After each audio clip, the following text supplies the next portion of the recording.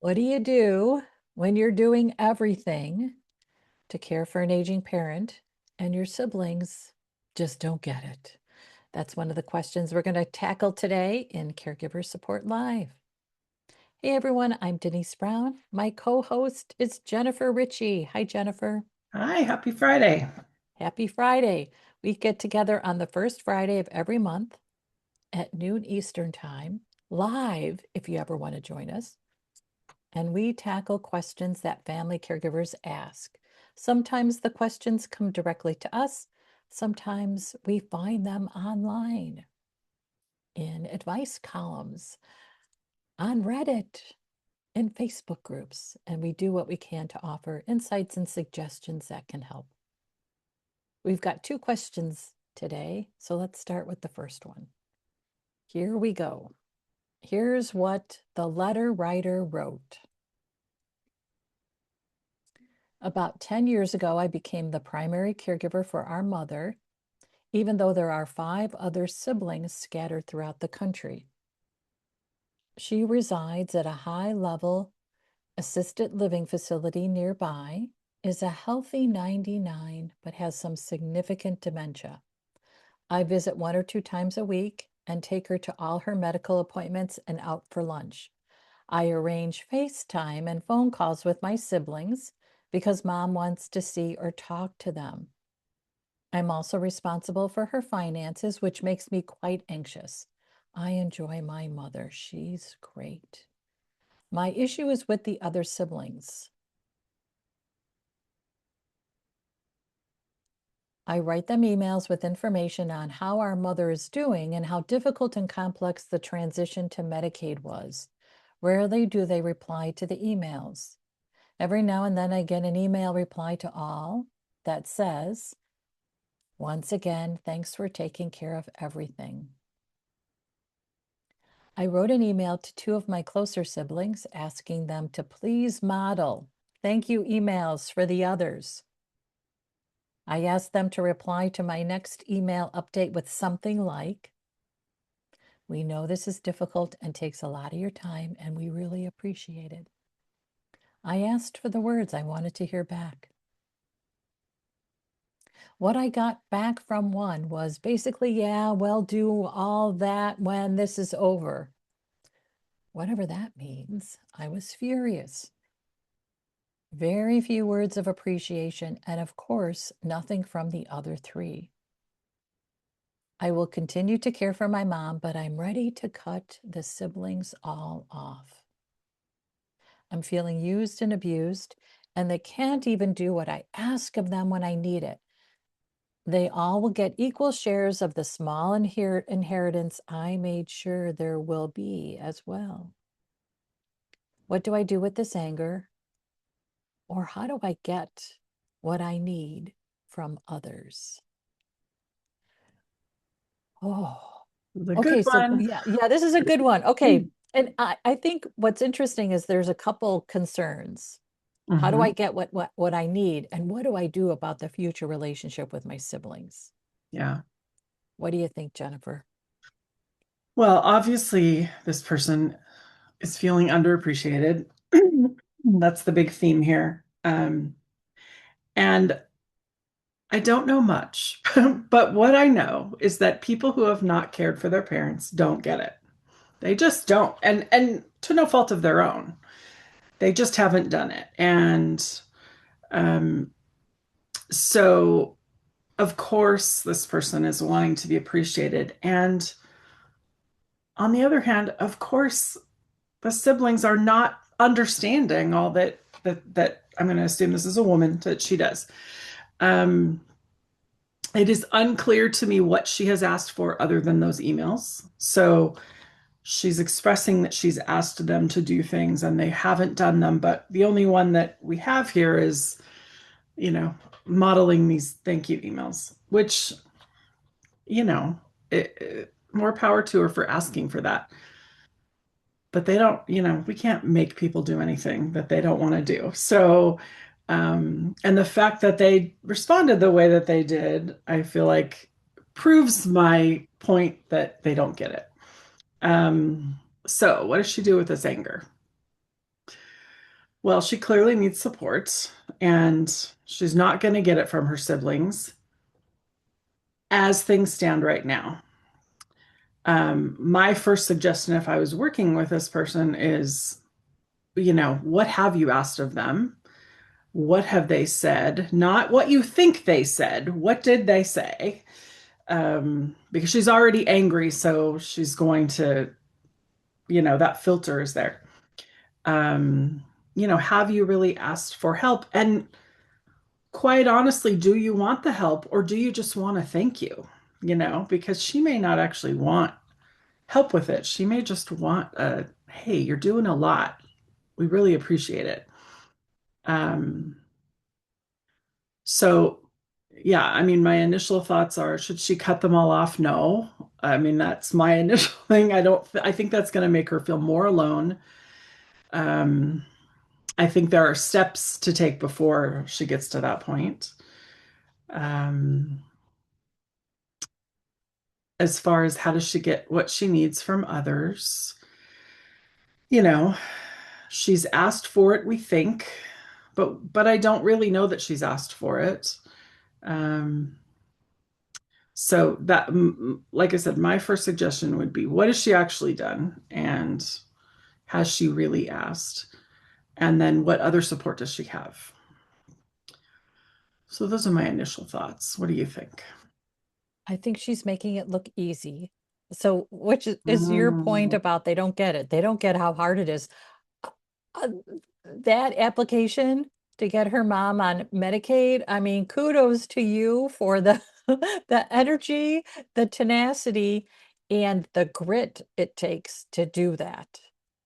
They don't get it. It's because she makes it look easy, which is the curse of the family caregiver, I think, in some regard.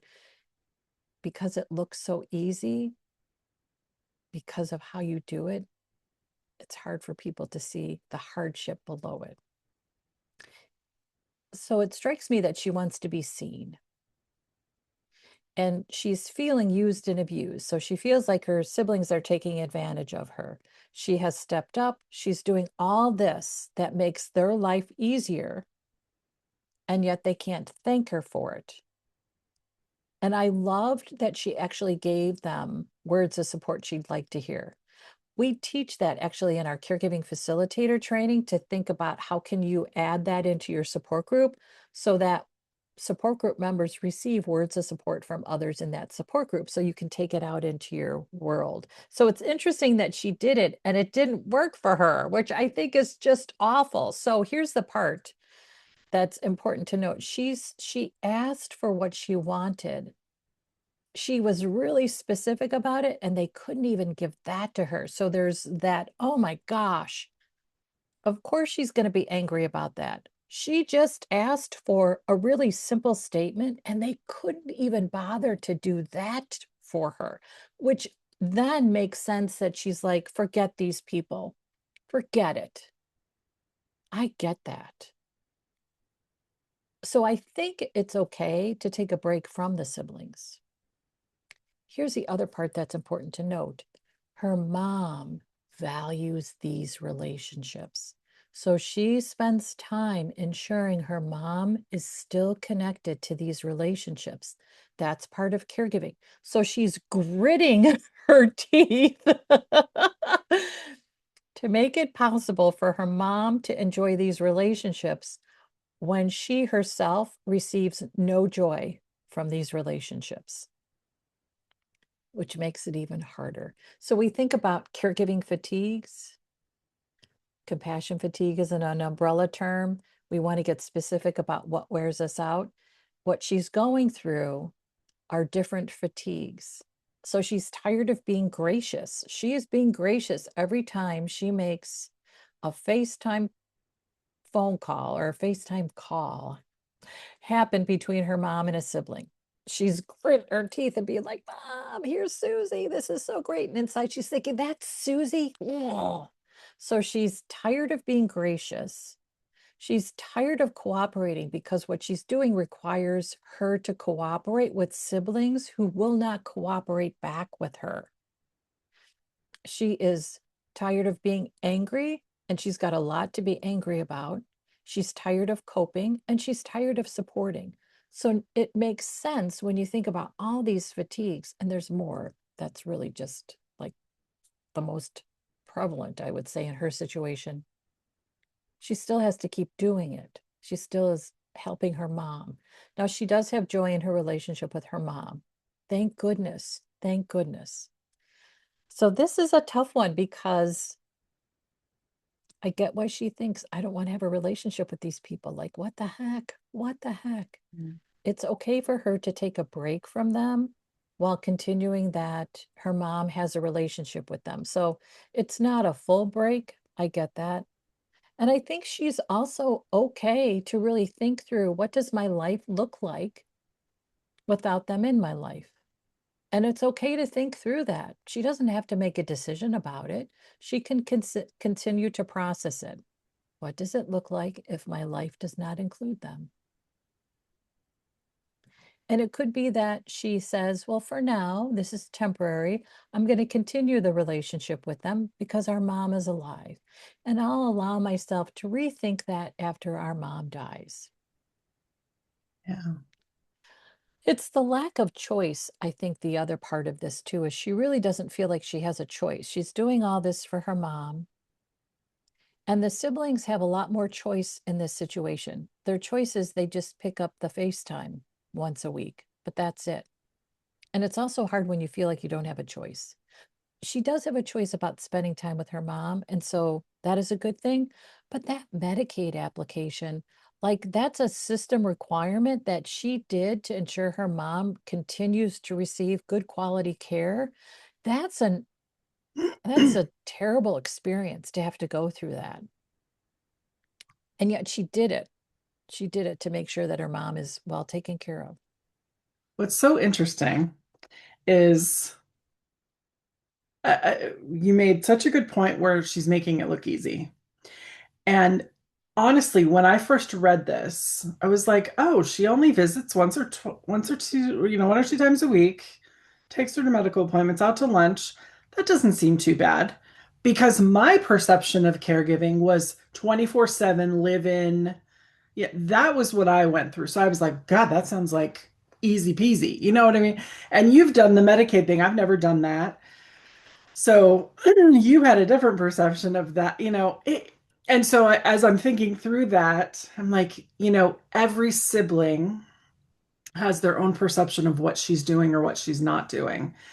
And I wonder if it wouldn't be helpful if she had maybe support like what we do with the caregiving consultant of like, let's write out everything you do, like really everything you do, and what would their life look like without you. They wouldn't see mom, they wouldn't get to talk to her. It would be, short of hopping on an airplane to come see her, they wouldn't get updates, they wouldn't get money, they would, like all of that stuff, and really show them like, this is everything I'm doing. You don't have to appreciate it, but I would really like some thank yous every once in a while, because that would make this a whole lot easier, because of that perception issue. I think it's so different for everybody. I never have gone through a Medicaid application. Oh, And I yeah. hope, I know, I hope I never do. But you know that it's a big I, burden or whatever it yes. is. And I think once you get into that system around Medicaid, it almost feels inhuman. Mhm. And you see things and you understand things that you think, oh, wow, this is the yucky part of Mhm. care. Yeah. And she's managing finances and she says it makes her stressed. That is stressful to feel Yeah. like her mom's well-being depends on her ability to balance the budget. Like, oh, And what if oh, the money runs out? And what, right. Yeah, like all of right. that. So she was already tracking it, that the money was running out, and advocating in time to get her mom qualified for Medicaid so that Mhm. her mom continued to receive the best care possible. That is not easy.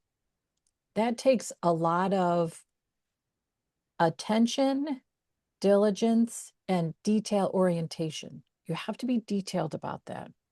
And God forbid if something happened to her, the letter writer, these siblings would be, what do we do now? Right. Okay. So actually, that's interesting. So, what if she worked with someone, the letter writer worked with like a certified caregiving consultant to put Mhm. in a family emergency plan Mhm. that was all about what if something happens to me being the letter writer? What That do would they be need an to? interesting angle. Yes, why not do that and then share that plan with the siblings? I just want to let you know, I realize that I can't count on another day. None of us are promised another moment. I spent a little of my own money to meet with a certified caregiving consultant. I put a backup plan in place just in case something happens to me. Here's everything you need to know. And if anybody who's listening and watching is interested in doing this, we actually host a free family emergency planning session every month on the fourth Friday at noon Eastern time. You can connect with us and we'll help you get started. And if you feel like you need more support, you can hire one of our certified caregiving consultants and really invest not a lot of money to get a lot of peace of mind. Yeah. I think that's a great idea. And actually, that's something that all of us should have in place, right? That's why we do Mhm. family emergency planning because we know how important it is. So if the letter writer did something like that, I think there's comfort in her saying, here's really documentation of all I'm doing. And Yeah. then she gets to give it to the siblings. And And then she's they decide what they want to thank her for, like, right. how Yeah. could you receive a document like that and not go, wow, thank you so much? Even just thank you for the document. Right. You And if know? they, right. And if they don't, who cares? Because what she's done is given herself comfort and saying, I have Yeah. advocated for myself by documenting what I do and creating a plan Mhm. just in case something happens to me. So now the siblings know it's not up to me all the time. Something might happen to me. And she can also present it as just in case something happens to me, here's the backup plan. So you know everything that mom needs so you can step in and provide it for her. And I might be taking a vacation this year. So here's what you can do to step up while I go on vacation. She could even tell them she's going on vacation and not really go on vacation, just a mental vacation. And I also think connecting with someone like one of our CCCs around the caregiving fatigues is really powerful. You don't get what is burning you out until someone says, what I heard in this situation are 5 reasons for you to be burnt out. You're tired of coping, you're tired of cooperating, you're tired of being um, cooperative and gracious, and you're tired of the support that you're providing. No wonder you're burnt out. She is burnt out. Yeah. And we crave appreciation, I think, when we are running really, really low because we don't have enough within ourselves to appreciate ourselves. Mhm. Another angle I was just thinking, um, it sounds like mom is healthy, 99 but healthy. And so she's got some years left in her. And I assume that the letter writer is a power of attorney or, has some decision-making power that the other siblings don't, I'm assuming. Again, what if something happens to the letter writer? This could be part of the plan. Like somebody else needs to be the Yes, successor here, yes, just in case. yes, And it would be interesting to see how they all respond to that. right, Because there's going to be, excuse me, there's going to be siblings that step up more than others, and then she would get and she probably already has a sense of who would, but um, yeah, I mean that legally they would need that. So right. If they don't have a backup on yeah. their durable power of attorney, this is the time to get it just in case. And that's part of family emergency planning. Who's the backup? I take this, and what I love about the family emergency plan is that it takes the emotion out of the decision making when you're in crisis. And it's my favorite tool that we have because you make all the decisions in advance. You have planned, and then Yep, you just put the plan into action in yep. case of emergency. It's a beautiful thing. Okay, I think we've helped. I do too. Let's go to the second question. And here we go. And so the letter writer is writing, I am a 70-year-old male caring for my 71-year-old wife. She has had health issues for more than 10 years. I own my own business and am the only employee, although my wife does help with a portion of the business. Dealing with all of her health issues, trying to run a business, trying to survive financially, and navigating the world today is difficult. I am seeking resources or a support group in my area that works with people who care for family members. We've been to counseling, which helped, but did not help me with all that I feel and have to do. I don't think my wife could navigate this world on her own. Can you point me in the right direction? I want to repeat a sentence that I stumbled through because that's actually really important. We've been to counseling, which helped, but did not help me with all that I feel and have to do on my own. And I think that speaks to why we don't host support groups with family caregiver and caree. Hmm. Our support groups are just for family caregivers because it's very difficult to speak honestly about the impact of a caregiving experience on your caree. You just can't do it. You just cannot do it. So you withhold. And because you withhold, you don't share honestly about the impact, which means then you aren't connected to the support and help and resources that help you manage that impact. Yeah. Okay, Jennifer, what do you think about this one?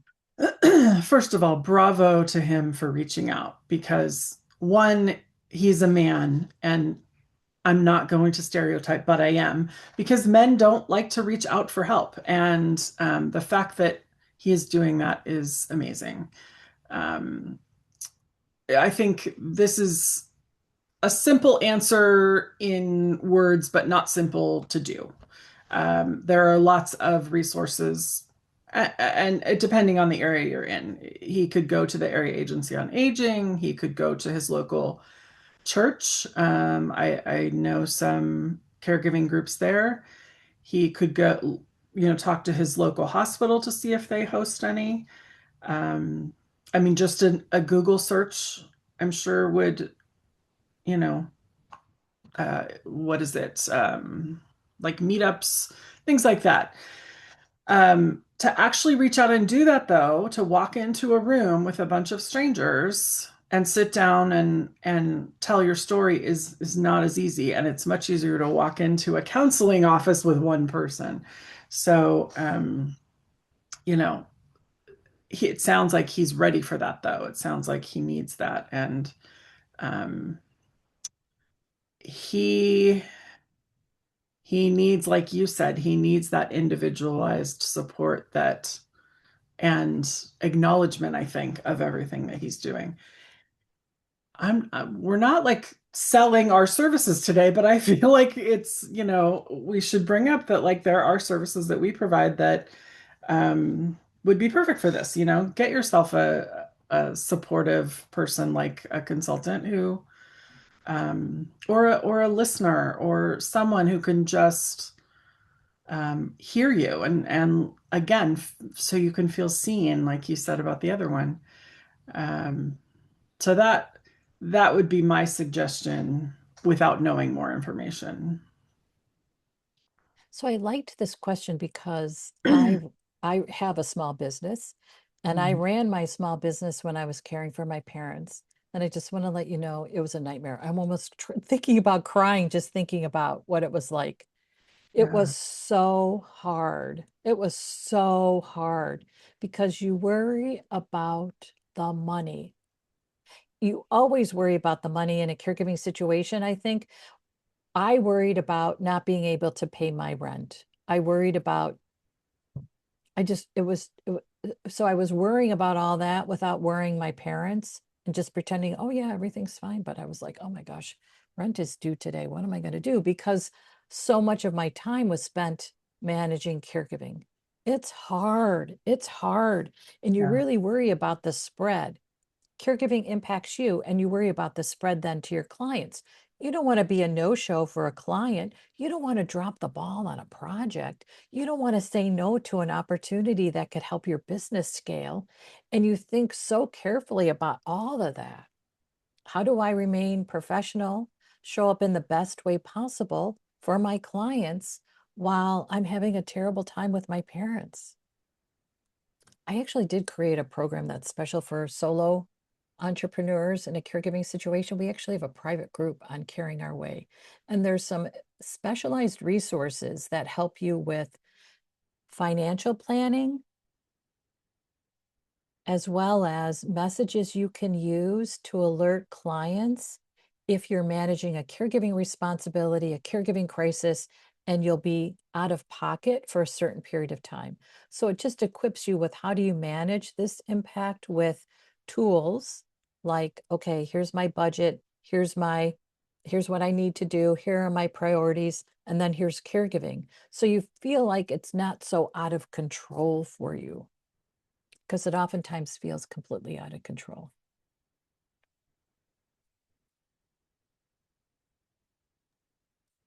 Yes, it does. And I mean, running your own business alone is Right. stressful Yes. Yes. without Yes. having, Yes. uh, the Yeah. financial piece of it will keep you up at night for, Yes. Right. And I do think that it's important to look at both situations as feeling very lonely. It can yes. be lonely when it's your own small business, and it's lonely in a caregiving experience. And the loneliness is because you're not sure who to talk to about what you're experiencing. And so because you wonder, who could I tell? You keep it in, and then you Mhm. feel disconnected. Yeah. Especially if the people that you do, friendships that you do have, or, people in your life that are supportive aren't in the same position. It's like you can tell them what's happening, but I know my friends just didn't get it. A lot of my friends are younger than me, and their parents are still healthy and, not in a situation. And now they're coming to me because I've been through it.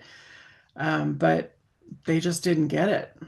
And again, they shouldn't, they haven't had to, it's like to no fault of their own. And they will listen, but it's not the same as someone who's been there. It really isn't.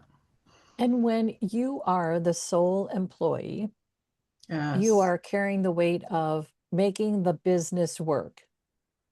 And what that means is you show up with clients as a business that works, regardless of the fact that you're thinking, oh my gosh, this was a slow month, or I just couldn't keep up with all the client demand. So I had to, back off a couple opportunities to make money. You are always pretending that there's enough money. You're always showing up successful, even when you feel like, my gosh, we are on the cusp of failure here. And that's just additional pressure because you don't want to sink your own business by saying to a client, well, we're in business today, but who knows about tomorrow? Like, that's the best way to drive business away. And so you're always showing up looking as if everything's okay, regardless of how you're feeling inside. And it's the same in caregiving. You're always showing up looking like everything's okay, even though inside you're like, Mhm. how are we going to keep going? You're really running two businesses. Yes, Running absolutely. the family Yes. business, Yes, of, absolutely. especially with someone who has, a lot of health issues with all those appointments, and how are we going to pay for this and all of that. So, We do have a free course on Caring Our Way called You're the CEO Leadership Training for the Family Caregiver, because I completely believe when you have a caregiving experience, you are the CEO of it. And if you think of it that way, then I also think you are more strategic in how you approach it.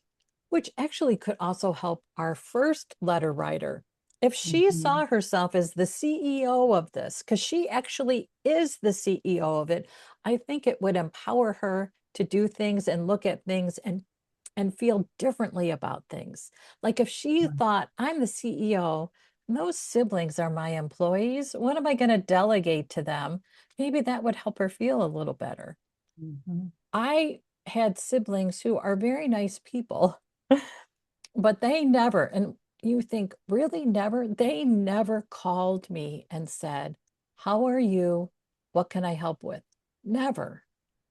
I always called them with updates. I always delegated to them. Can you do this? Can you do this? Can you do this? Always. I always was delegating to them. So actually, that's another tip for our first letter Mhm. writer. Think about what could she delegate to her siblings? And maybe what she could delegate is a schedule where they actually make the effort to call their mother themselves so she Mhm. doesn't have to always be involved in that, assuming her mom can answer the phone. Her mom Yeah. has dementia, she might still have to be involved, but it's not, oh, I have to do this again. If Yeah. they just took some initiative, I think it would help her feel better. Mhm. Yeah. It's a lot. It's a lot. Yeah. Okay, I think we did it. How do you feel about the answers that we came up with? Yeah, I do. I do too. And I'll put resources in our show notes. So if any of these experiences and situations seem relevant to you, you have resources that can help. And if you have a question, Jennifer and I would love to think through it. Yes. Yes, we love to do this. So you can send an email to questions@caringourway.com. And anytime you want to join us live and actually bring your question to us live, we'd love that too. So you can join us for our live show by registering on caringourway.com and just going to the events section. And for our viewers or listeners who'd like to be in touch with you and schedule a complimentary coaching call, Jennifer, what's your website address? It's just my name, jenniferritchie.com. Nice and easy, jenniferritchie.com. Okay, thanks everybody for watching and listening. Jennifer, thanks for being a sounding board with me. It's always fun. Always a pleasure. Okay, thanks everyone.